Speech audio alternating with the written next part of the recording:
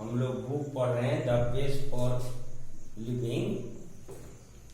इसमें हम लोगों ने कल C3 का क्वेश्चन आंसर बनाया था और D1 और D2 और D3 तीनों को हम पहले ही डील कर दिए थे आप लोगों को। अगर नहीं किए हो तो D1 का स्पेलिंग ठीक करना था, D2 में वाइट बनाना था, D3 में मिलान करना था, A को B से मिलाना है। तो इसको हम बता चुके थे, हालांकि D3 का अगर सुनना चाहते हैं तो फिर से सुन लीजिए। A के नीचे नोशन है, नोशन का आइडिया से हो जाएगा, लास्ट में दिया है एन आइडिया। डिस्पेयर माने निराशा होता है, इसको तीसरे से मिलाना है स्टेट ऑफ होपलेसनेस। तीसरे में इलुस्ट्रेशन दिया है, इलुस्ट्रेशन माने एग्जाम्पल होता है, उदाहरण। चौथे से मिलाइए एग्जाम्पल से। चौथा में दिया है ग्रेटफुल्ली को मिलाइए पांचवा से with a feeling of gratitude. Tribe माने जनजातीय लोग होता है,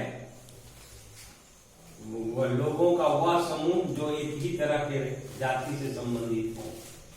ए group of people of the same race, पहला से मिलाइए। छठवां है अंतिम प्रीजुडिस, पक्षपातपूर्ण।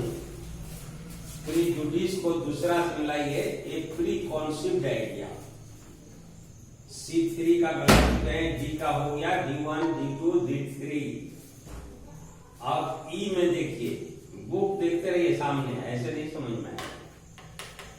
ई में ग्रामर पोर्शन दिया है, आपको जेरंड समझा रहा है। जेरंड किसको कहते हैं उसको पहले आप समझ लें। जेरंड का मतलब होता है जब हम V1 में आने की वर्ब में ING जोड़ देते हैं और उसको सब्जेक्ट या ऑब्जेक्ट यानी नाउन की तरह प्रयोग करते हैं तो जेरंड कहते हैं। वर्ब के रूप में नहीं, उसको हम नाउन या प्रोनाउन के रूप में प्रयोग करते हैं, नाउन के रूप में प्रयोग करते हैं, सब्जेक्ट या ऑब्जेक्ट के रूप में, तो उसको जेरंड कहते हैं। जैसे मान लेते हैं एक वर्ब है स्विम माने तैरना, जब जेरंड बनाएंगे तो हो जाएगा स्विमिंग।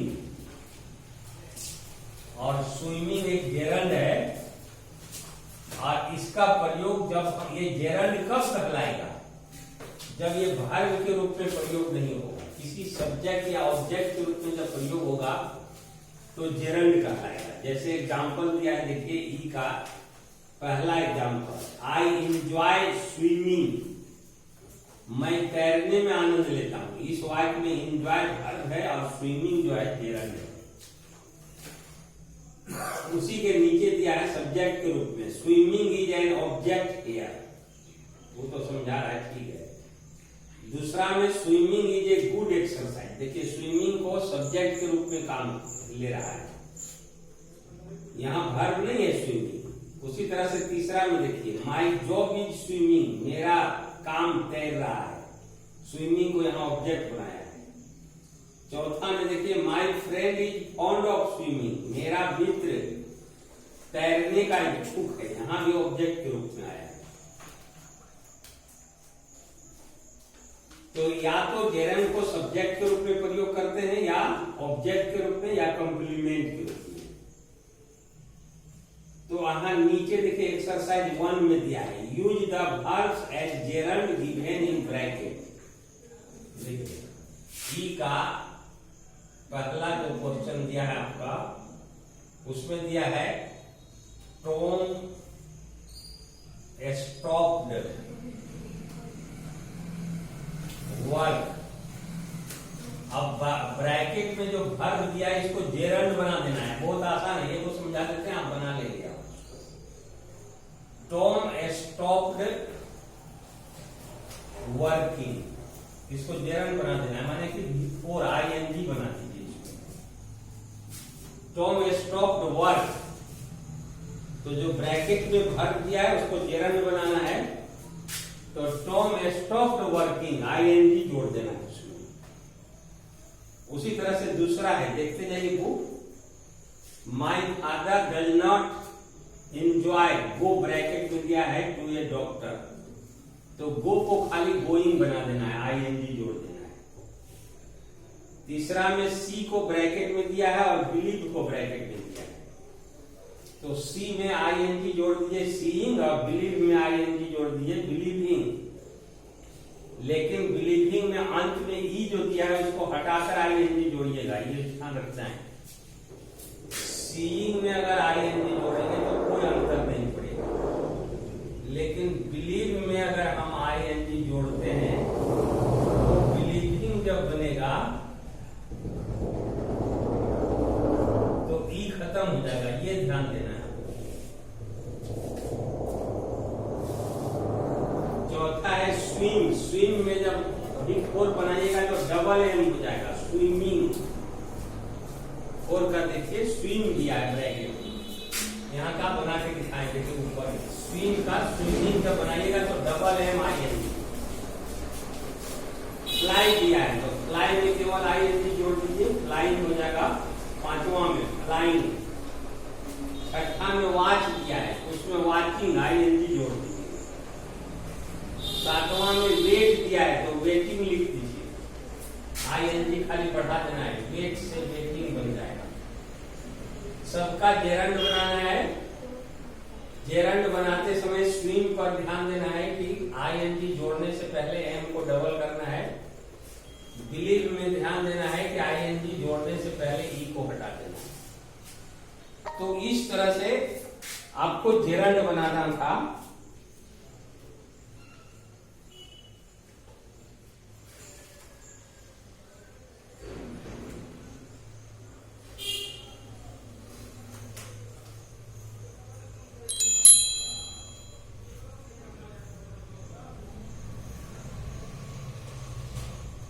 अब देखिए इसी का एक्सरसाइज 5 में और सब में देखिए इधर जो दिया है सब एक्सरसाइज 1, एक्सरसाइज 2, एक्सरसाइज 1 तो बने देखिए हम लोग 2, 3, 4, 5 जो दिया है सब में रूल बता रहा है आपको नरेशन बनाने का।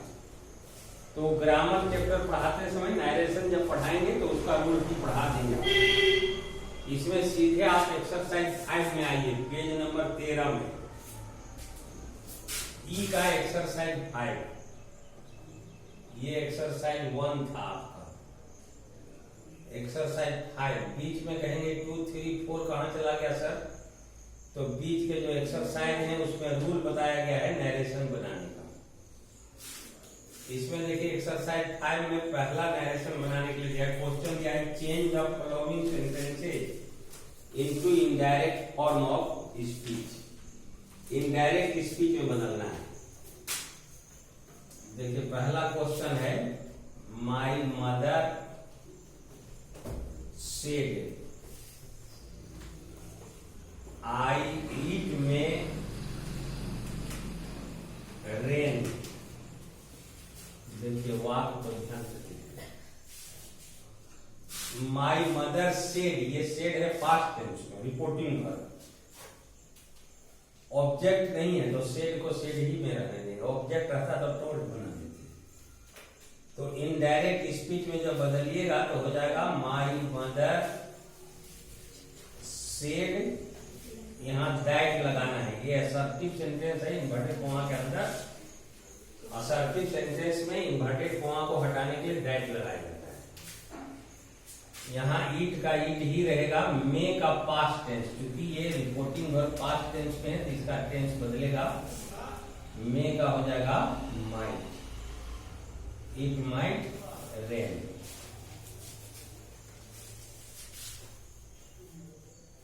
दूसरा है I said comma I can do it. I said comma I can do it, same question है। देखिए उसी तरह का खाली काइन दे दिया है। तो इनडायरेक्ट स्पीच में जब आप बदलेंगे इसको तो ये हो जाएगा आई सेड का आई सेड, यहां दैट, आई काइन को केवल गुड में बदल दो, डू इट। तीसरा क्वेश्चन है the culprit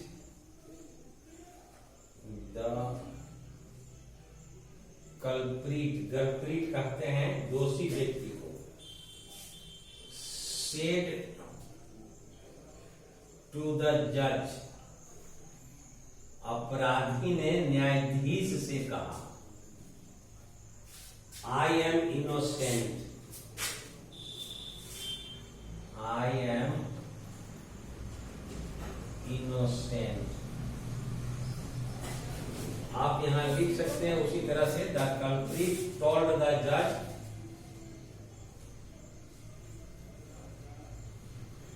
the culprit told the judge that, यहां देखिए आई फर्स्ट पर्सन का प्रोनाउन है, इसको कल्प्रिट के अनुसार चेंज करना होगा प्रोनाउन को, तो ही हो जाएगा। यहां टेंस चेंज करेंगे तो वाज, ही वाज इनोसेंट।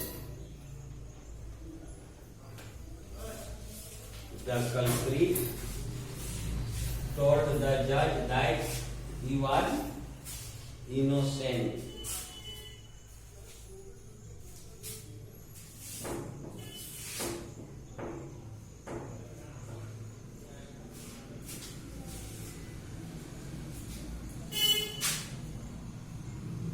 चौथा क्वेश्चन है आपका, मुकुल said to me,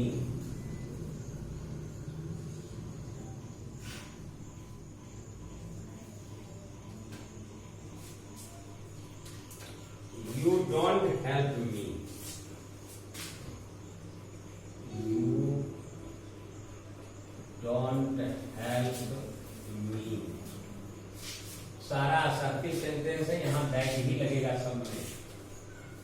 इसको इनडायरेक्ट स्पीच में बदलेंगे तो मुकुल टोल्ड मी, यहां दैट, यू सेकेंड पर्सन का प्रोनाउन है, ऑब्जेक्ट मी के अनुसार बदलेगा तो आई हो जाएगा। यहां टेंस बदलना है, डोंट है तो डिडंट, पास्ट इंडिफिनिट हो जाएगा।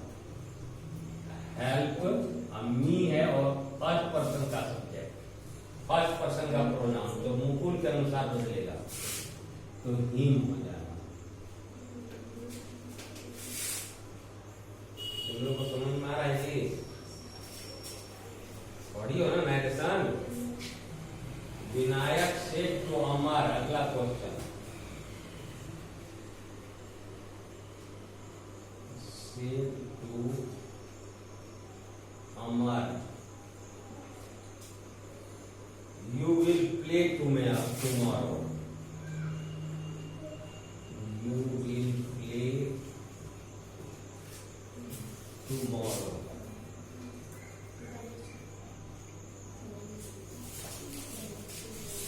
Vinayak told Amar, Vinayak told Amar that, अब यू को बदलना है अमर के अनुसार, ही टेंस बदलेंगे तो would play, parts of speech है टुमारो, उसको बदलेंगे तो हो जाएगा the next, the next day।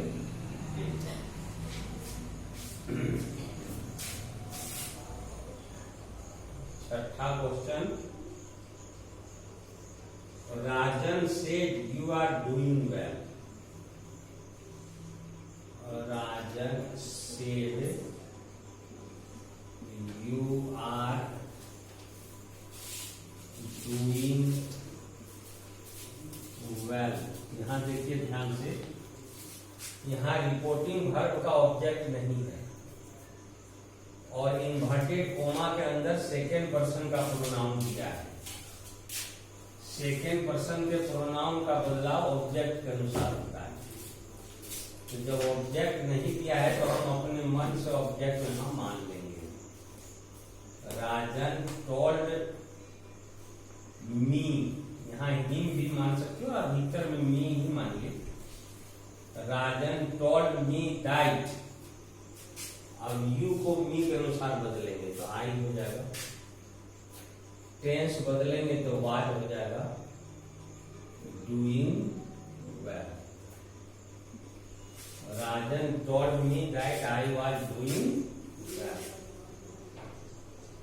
7 में देखिए, my teacher said to me you are doing well. My teacher said to me you are doing well।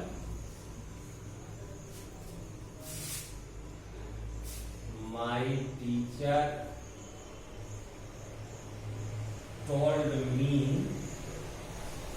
that you को भी के अनुसार I was टेंस बदल जाएगा doing well।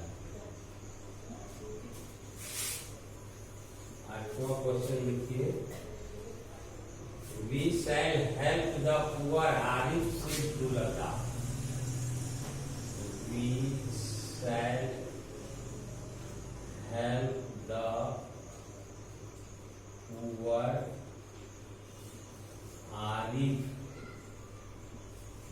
said to लता। यहाँ ध्यान दीजिए, इसमें रिपोर्टेड स्पीच इधर आ गया, रिपोर्टिंग स्पीच उधर चला। तो रिपोर्टेड स्पीच इधर रहे या अंत में रहे या शुरू में रहे या बीच में रहे। जब हम इसको इनडायरेक्ट में बदलेंगे तो हम रिपोर्टिंग स्पीच से ही शुरू करेंगे। तो हमको पहले लिखना है Arif told Lata. Arif told Lata that. We है तो आरिफ और लता को मिलाकर दे बन जाएगा। They would help the poor.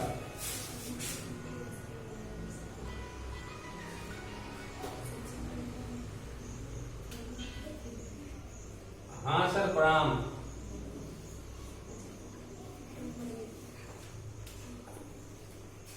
Hello